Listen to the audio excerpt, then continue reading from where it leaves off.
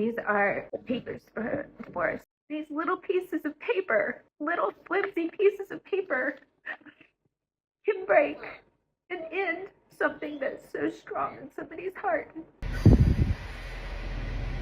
did it.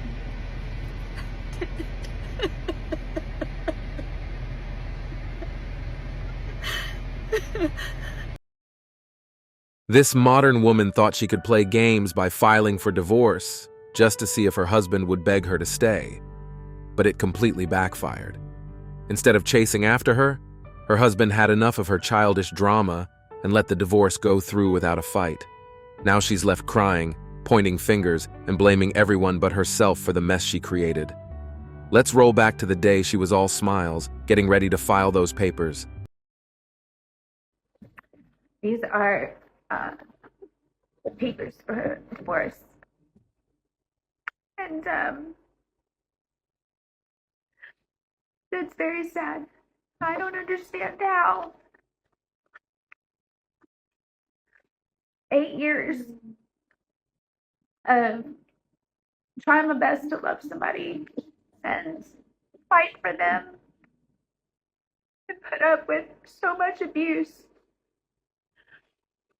can just be wiped out with little papers. It's not easy.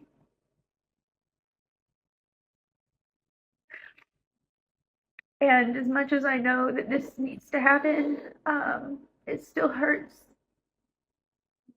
because I never wanted this. I actually did love him. And I know how can you love somebody that does those things to you? I don't know. I don't know why. Maybe I see brokenness in people, and I know that we can all be better people and heal if we want to. I'm sad because this is the dreams that I had for us as a family and as husband and wife, and these little pieces of paper, little flimsy pieces of paper, can break and end something that's so strong in somebody's heart. It's hard. I'll get through, but I'm sharing my journey with you guys, every part of it. Just so you know that you're not alone, and you guys make me feel not alone. So, here goes. No, ma'am. No one is forcing you to file those papers. This is 100% your choice. You're willingly blowing up your marriage, and you'll have to live with the fallout. The truth is, she really believed her husband would drop everything, beg her to stay, and cave to all her demands the moment she pulled the divorce card. Watch this next clip and see just how wrong she was. So, day one after filing. And I feel so sad. I know I'm going to go through different emotions, but right now I feel sad. I think the last time I felt a pain like this was when my mom died. And in a way, this is a death of hope. And I look around and I just want to scream. Like, I see the Christmas trees that I put up and all this beautiful home and all my dreams I had for us. I just want to scream. I just want to run away. I don't want to see any of this. It hurts, I don't want to see it. I know that this is going to be a process for me, ups and downs, and I'm sure, y'all are probably like, Corey, smile, get over it, but this is my page to heal and to be brutally honest about every piece of this journey. So I barely slept last night. I've got a migraine. My heart's broken. And so much of me wishes that he'd be like, I'll change, I'll fix this, I love you, I'm sorry for all the things I said, you never deserved it, I'll never say that again, I'll pay attention to you, I'll communicate with you. I'll lose my anger. It's not going to change. But I guess I'm somebody that will always have hope, because not always have hope. Until the divorce is done, I'll always have hope that things could change. And I guess that's just me being stupid, I'm sure many of you would say. Or maybe it's just me trying to see the good in everybody. I don't know what it is. I'm not weak. I don't know why I became this woman. Who am I? But this is where I'm at today, this morning. I'm sad. So let's get this straight. She has no idea what she wants, no idea who she really is, and no clue whether leaving her husband was the right move, yet she's the first one to lecture him about how he should treat her. You honestly can't make this stuff up. And in this next clip, you'll see just how desperate and needy she really is. A comment, I deleted it, but I need to respond to it. Someone asked to hear my husband's side. So let me tell you, my husband's side. Well, he loved me and gave me everything he had, and did everything in the world for me. And you know what? I have to tell you though, actually, to his credit, he did do so much for me, except show me love and respect and attention and hold me and kiss me and look at me and communicate with me and try to have conflict resolution ever. He did everything in the world that money could do or he could physically do, but emotionally, he's been gone since month 2, and I happen to be pregnant.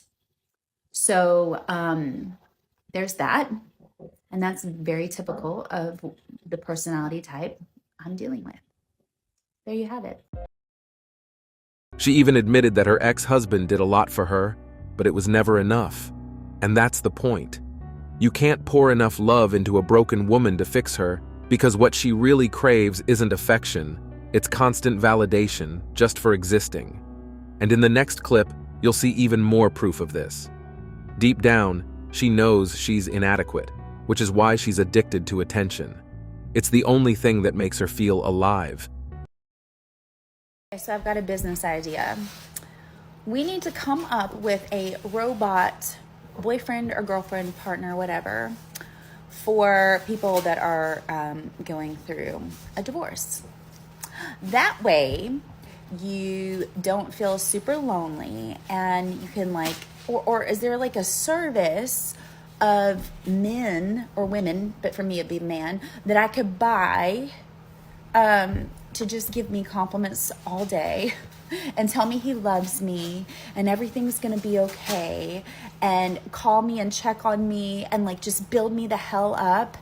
And because I don't actually want someone, I just want some affirmation right now.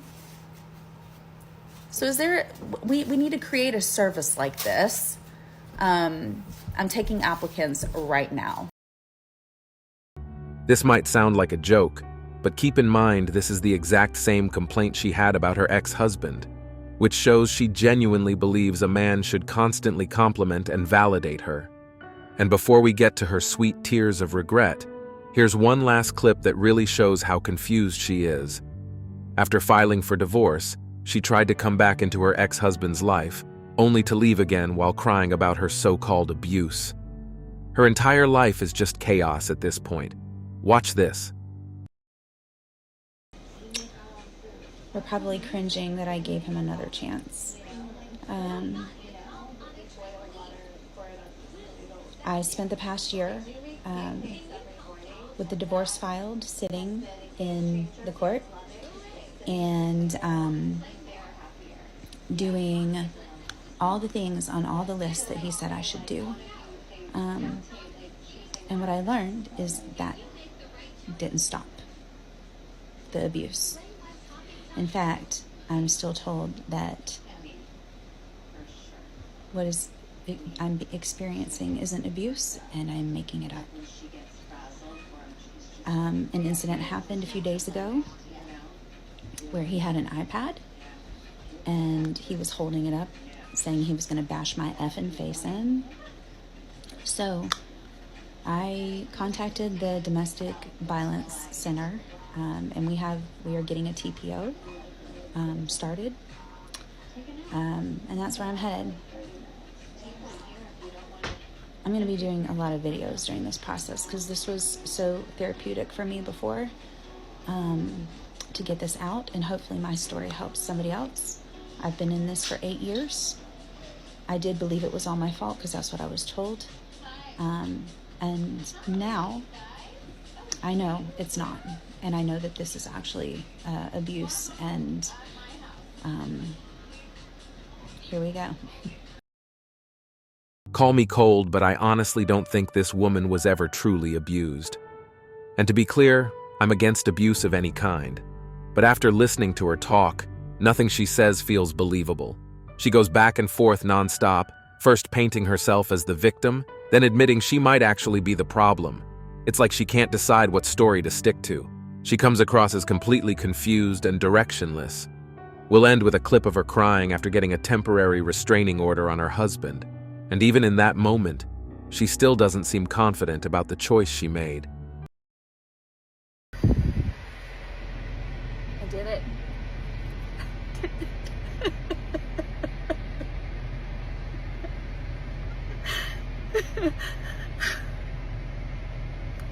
I didn't even get to tell everything, but I did it. I stood up for myself. I told the truth. Only a little bit of what's going on, and I'm sure I won't get a 12-month one, but I stood up for myself. I stood up for my daughter. And he can never hurt me again, because now he's on notice.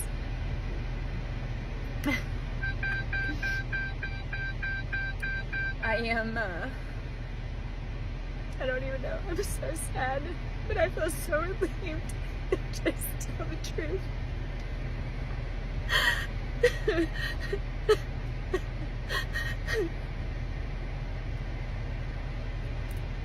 It was humiliating. All I'd say to this woman's husband is to cut her off completely and keep any contact strictly about their daughter. A woman this unstable and emotionally reckless can flip your life upside down overnight.